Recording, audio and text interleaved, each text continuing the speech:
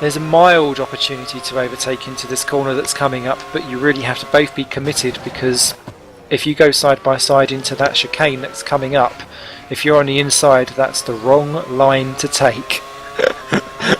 I saw that previously, and it's never a pretty sight. Lap 69 of 70 then, 2 to go. Parisis very aggressive on that inside curve. Needs to be careful, that's what spat Redshaw out into the barriers. But Parisis looking actually a little bit further back than what it was as Libeer crashes out from lap 64. So he's retired. We're now down to 11 runners and riders. And Parisis no way through. Heesterbeek beautifully holds on to the apex to make sure that it's completely blocked for Parisis.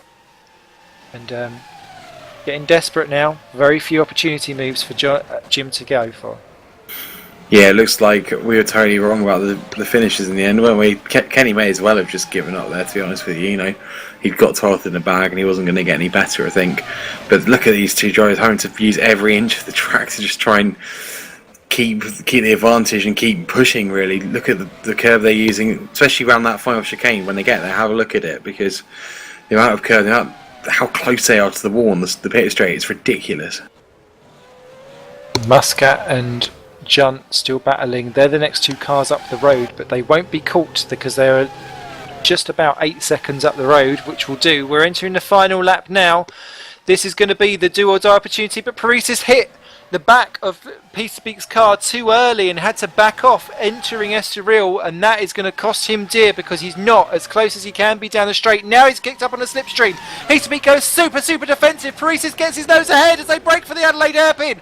Going round the outside, oh my goodness me. Heesterbeek keeps his hand in and crosses across to take the racing line. Parisis is going to go for the inside for the chicane. Is he going to do it? Pulls to the wall! Oh my goodness me, side by side. How on earth did they both survive that? Into the 180 they go.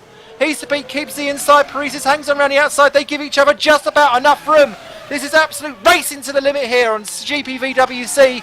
And Parisis noses ahead. He's ahead into the Nürburgring chicane. One couple of corners to go. Heesterbeek gently taps his rear. Don't tape him off now. This has been beautiful between the two.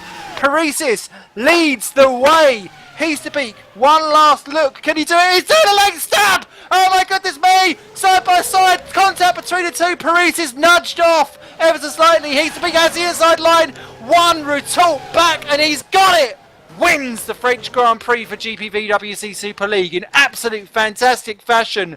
That is as close as you will ever get in sim racing. Fantastic action. Heesterbeek wins, Parisis second. Both of them absolutely thoroughly deserved that one.